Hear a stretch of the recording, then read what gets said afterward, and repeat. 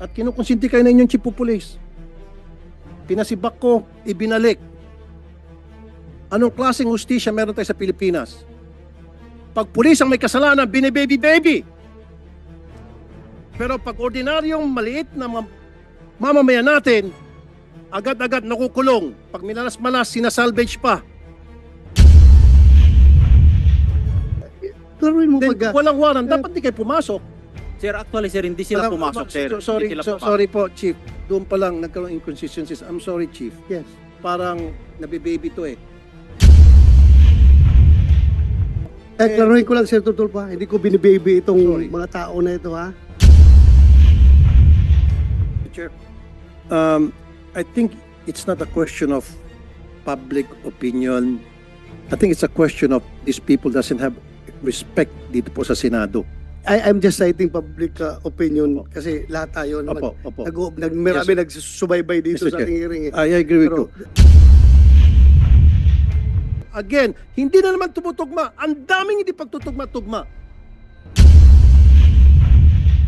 Mr. Mr. Chair. ko sinabi na walang warrant? Mr. Chair, alis na lang ako rito. Hindi ko matiis. Nakikita ko na parang itong mga pulis pinagluloko. I'm sorry, I have to walk out. Hindi ko kaya to.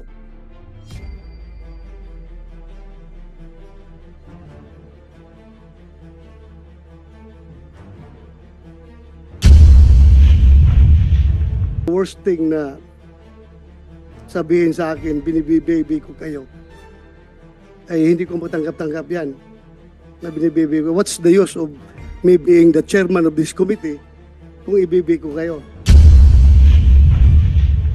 Sinong pinakamaraming na-contempt na pulis dito sa Senado? Kaninong committee pinakamaraming na-contempt na pulis at saka mga witnesses? Ako. Fair lang tayo dito. Fair. The most insulting action is for that kasama mo dito, mag-walk out, walk-outan ka. Ito nga po masakit eh. Ito mga kababayan natin na maliliit, kung sino pa po yung biktima, pinasok na yung bahay na wala sa tama, walang dalang warrant. Mali yung bahay na pinasok. Kung talagang merong talaga silang hinahabol, of course, papalag yung may-ari ng bahay, yung pa yung kinulong. Ang masaklap, ulitin ko ulit dito, nung yung anak susundan yung tatay niya sa presinto para kumustahin, pati yung anak ikinulong. Anong klaseng hustisya meron dito? Nang bugbog pa. Sabi ko nga, kayong tatlo, nagawa nyo yon sa bahay ng Camilon family sapagkat sila'y mahirap.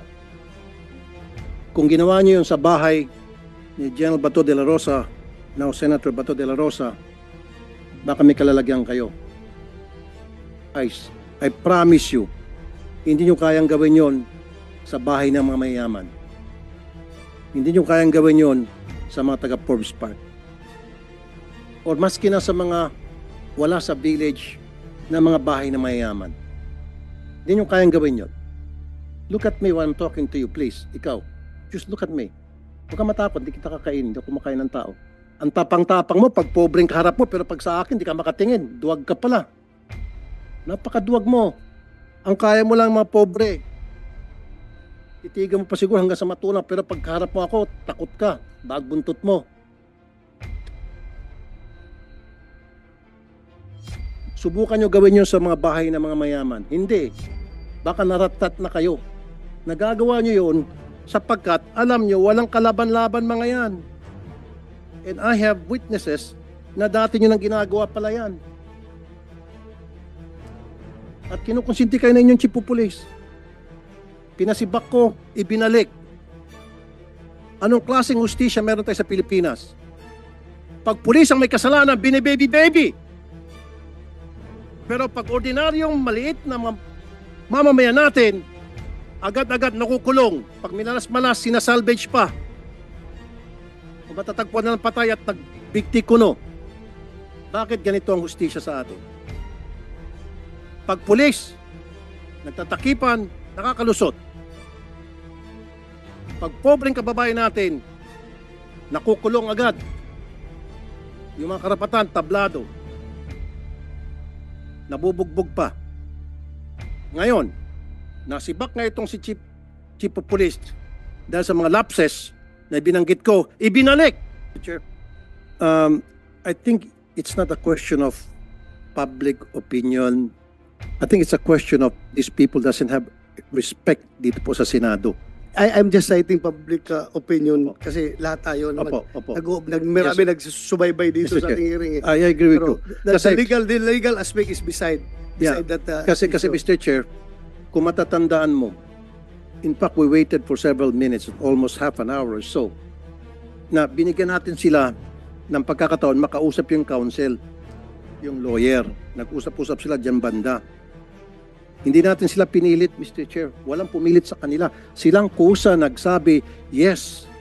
Inulit mo pa ata yun, if I'm not mistaken. Are you sure, sigurado ka, etc., etc. Maging si Senator Tolentino, if my memory serves me right, ganun din. Walang pumilit and they said yes. And then yung kabila, Vicente family said yes. Now, pagtalikod dito, they said no. Para sa akin, panloloko yun.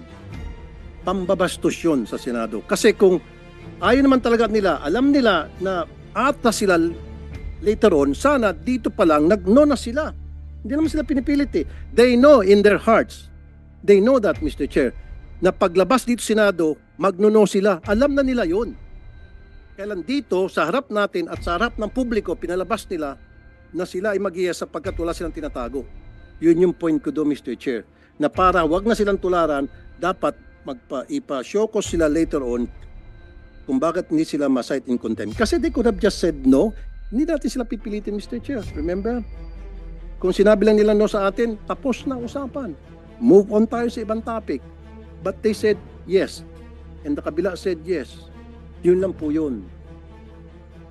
And now, Mr. Chair, may I request next time yung RD siguro, patawag natin, or maybe yung si Chief PNP, if we can request, or si yung administration ng PNP, yung hierarchy, para nakakasama na loob kasi, Mr. Chair, makikita po ng mga biktima at makikita po ng mga iba pang biktima nila in the past, mamaya magpapakita kong video na meron pa sila ibang biktima.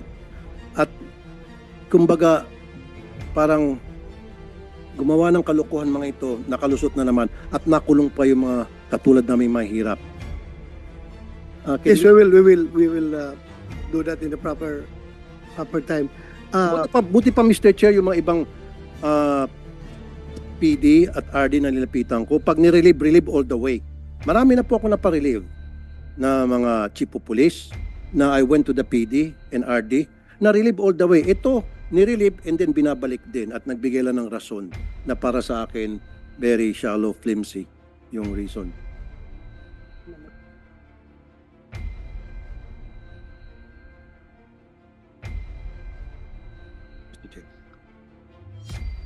Comsec, pwede ba natin i-play yung video na meron dalawang witnesses against the Bonnet Gang?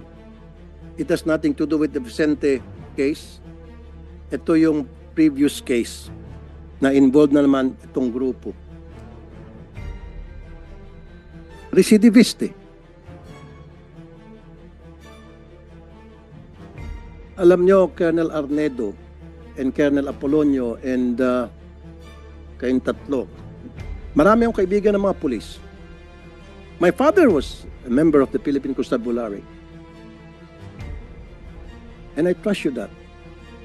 My uncle, General Alexander Aguirre, is a policeman. He was a general. Pero ito nga nakakalungkot. Dahil sa mga pinanggagawa ninyo, yung mga accomplishment ng kapulisan natin, nabubura eh. Akala nyo ba ngayon? Sige, lusot kayo siguro sa mga followers ninyo, kung sino man yung mga taong naniniwala sa inyo. lusot kayo. Pero sa taong bayan, hindi kayo nakakalusot. Believe me, I've been doing this for so many years. Kaya masama ang loob ko ngayon dahil nakikita ko yung classic injustices na natatanggap na maraming tayong kababayan, iba't ibang klaseng kawalang hustisya sa kamay ng mga pulis. Makailang beses na po ako, Attorney Bernardo, sir, naka-enkwentro na pag pulis po ang may kaso, ang bagal po ng hustisya. Ang bagal ng hustisya. Daming proseso. Samantalang pag ordinaryong mamamayan, wala ng proseso-proseso, kulong na agad. Pakita po natin yung isang video.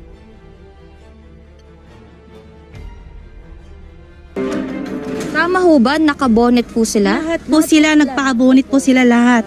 Ang lalaking tao nila, ang dami nila. Sobrang Sobrang, nung sumugod ho sa inyo ilan? marami po sila. Kasi naglalakad lang po sila eh. Ngayon ho, ano ho, meron ho bang dalang warrant? Wala pong ganun, wala po. Ini barangay nga po, wala silang kasamang barangay. Kayo po. Wala rin pong barangay, wala rin ganun. Kung wala rin pong warrant, wala po talaga as in. Colonel Arnedo, ibang kaso yan, hindi sa kaso ng Vicente case. And alam mo, Colonel Arnedo, inconsistent ka kanina. Tapos ang masakit sa akin, pinagluloko mo itong Senado eh. Sinabi mo na walang warrant kasi nagkikasing. Anong sinabi mo ulit? Sorry? Validating, Your Honor. Hindi, meron ko pa isang sinabi na word. Yun lang, Your Honor, Hindi, meron ko pa validating. sinabi na, sabi mo walang warrant dahil, aside from validating, meron ko sinabi na word. Parang, Covert operation. Covert. Yes, Your Honor. Sinabi mo covert operation.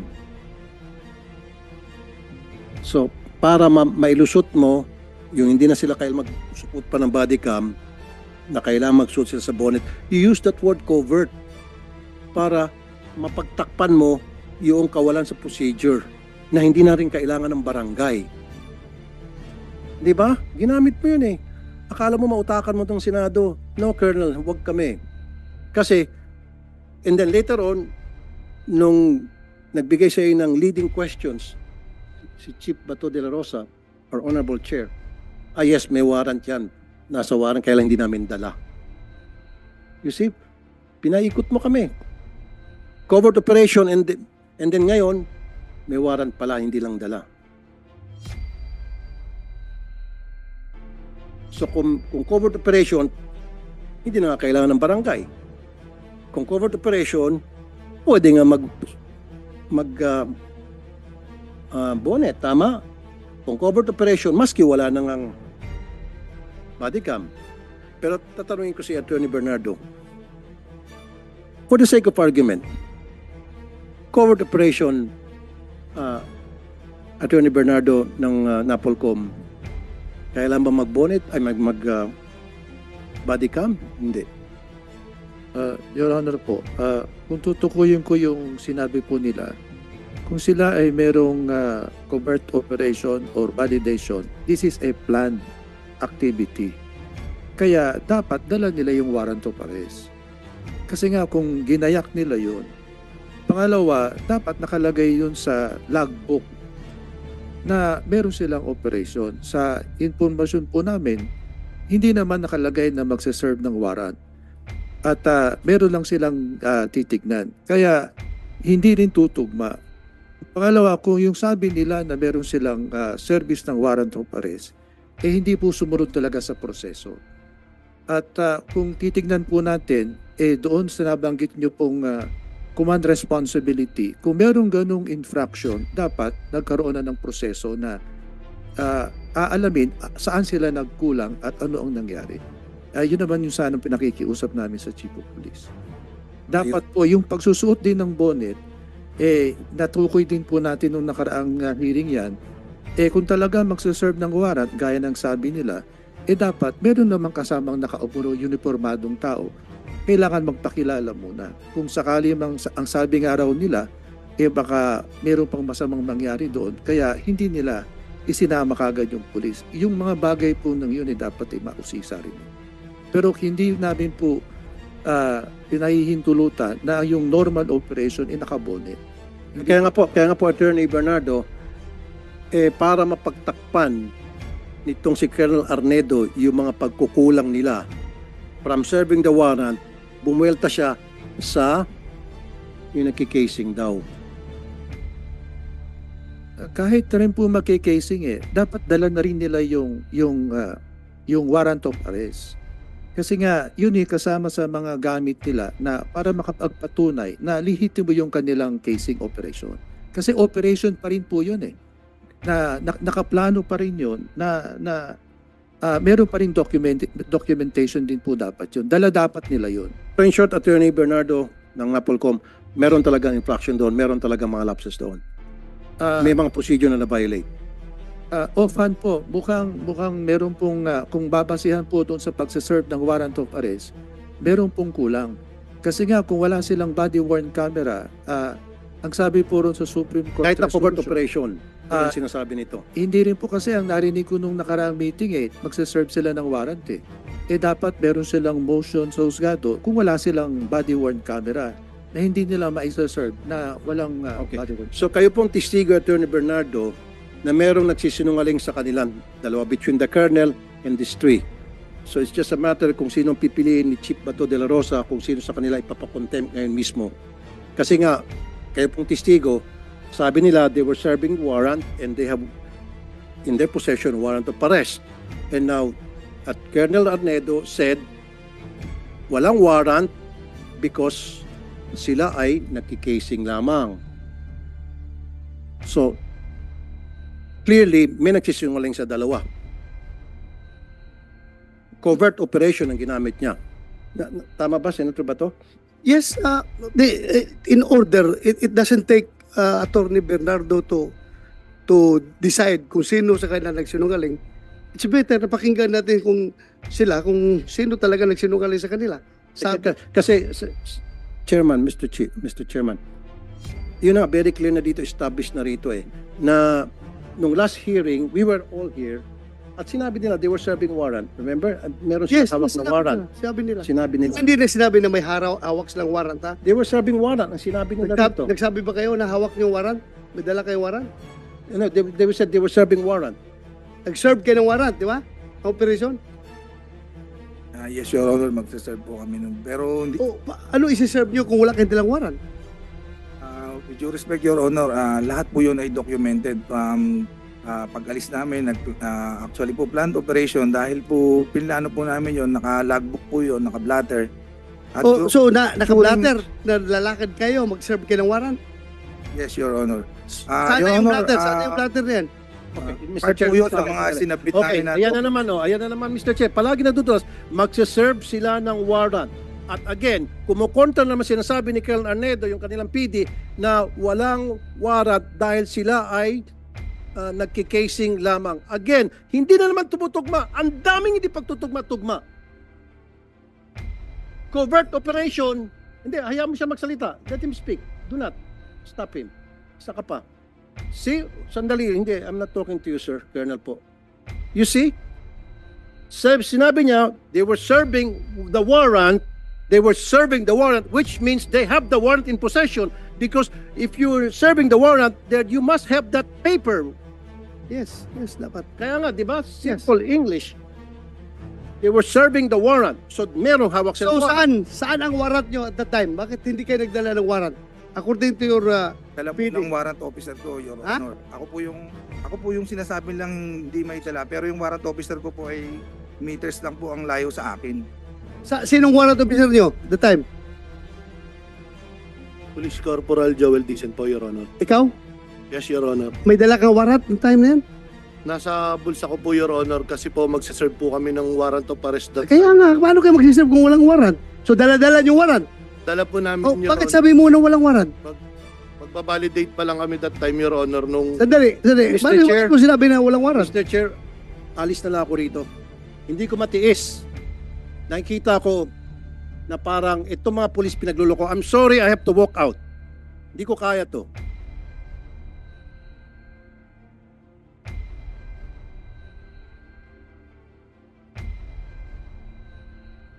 Dahil patuloy tayo, tuloy.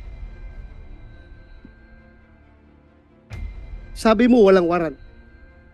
Sir, based doon sa report, sir, pagbabalidate nga sila, ang warrant of arrest is nasa warrant officer, sir, which is not part of the validating team. Yung nga, Chief dapat Intel. pinintindi nyo kasi Dr. Tulfo na ang may hawak ng warrant, yung warrant officer. Yes, sir. Sila, Di- intelligence officer, nagsusurveillance sila kung nandoon yung subject. Di ba? Yes, sir. Kasi pag-serve ng warrant, siya na magsiserve ng warrant. Yes, Your Honor. Naintindihan ko kayo. Naintindihan ko kayo. Yung procedure na yan, ginagawa ko yan nung panahon ko. Ganun man talaga. Magsiserve ka ng warrant. Alangan naman magsusurveillance na ka-uniforme. Bulabog na kayo. Layas na yung subject niyo kung naka-uniforme. Ganun lang yun. That's one.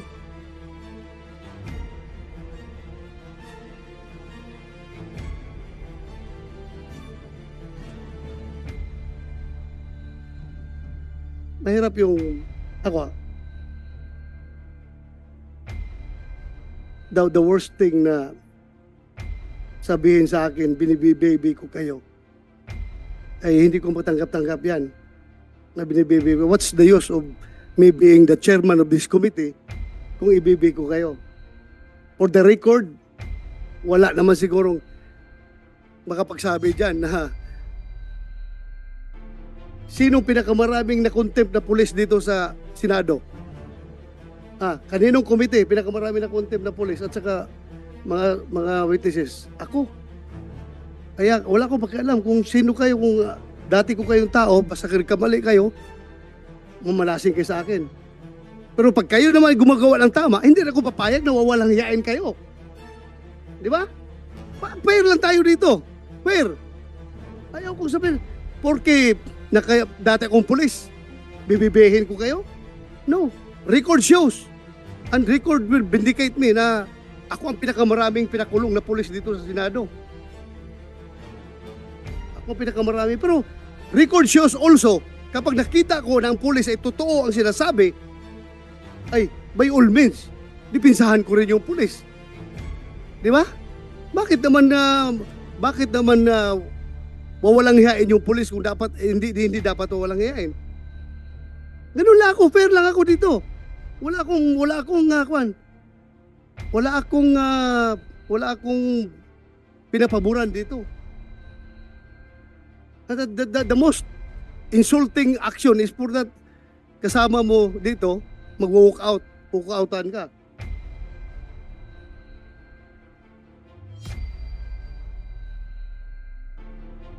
Anyway, that's his prerogative. Kung ayaw na niyang makinig sa hearing, kanya na yan. Ako lang man, I am trying to be fair here. Wala akong bias dito. Kahit na sabihin nyo, dati akong chief PNP, ang dami ng pulis minala sa akin. Ako lang, fair lang ako. Ayaw ko lang rin na masyadong kinakawawa yung pulis na dapat hindi naman kakawawain. Respetuhin lang rin natin dahil kung ano yung right ng mga complainant na civilian, ganun din ang right ng mga pulis. Pero lang tayo. Yun lang sa akin. Ayaw kong ma-accuse ako na binibaby ko kayo. Never in my pagiging chief PNP o mahirap na magsalita dito. Everything is recorded. If you know me, you will realize. Para sa inyo nakakilala sa akin, if you know me, you will really know me.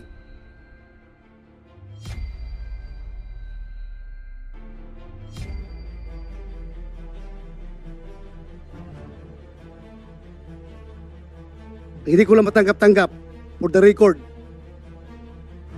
na kayo ay pinagmumura dito. Ayaw na ayaw ko mumurahin yung taong naka-uniforme, mumurahin, wawalang hiyain. Yan ang hindi ko matanggap-tanggap. Kung dapat kayo murahin, doon sa labas. Huwag dito sa hearing.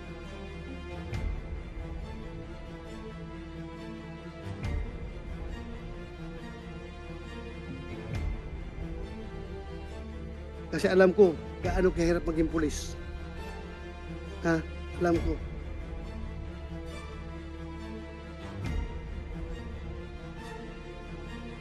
Paglabas mo pa lang dyan sa pintuan ng bahay mo, hindi mo na alam kung magkakabalik ka ng buhay sa mga anak mo pagkahapon. Kaya dapat respetuhin natin yung pagiging pulis. At doon naman sa mga abusadong pulis, dapat talaga may kalalagyan kayo. Kayong mga abusadong pulis. Dahil niyuyurakan ninyo yung uniforme, yung badge na suot-suot ninyo. Hindi kayo dapat magiging pulis. Oh my God, sabi ko sa inyo, I am your number 1 enemy kung masama kayong pulis. Hanggat saan tayo aabot, kahit matanda na ako, hindi ko kayo atrasan sa anong gira gusto niyo, anong warfare gusto nyong ilalaban sa akin. Hindi ko kayo atrasan kung siraulo kayong pulis. Pero kayo matinong pulis at kinakawawa, my God, I will offer my life to you. Ganun akong klaseng tao.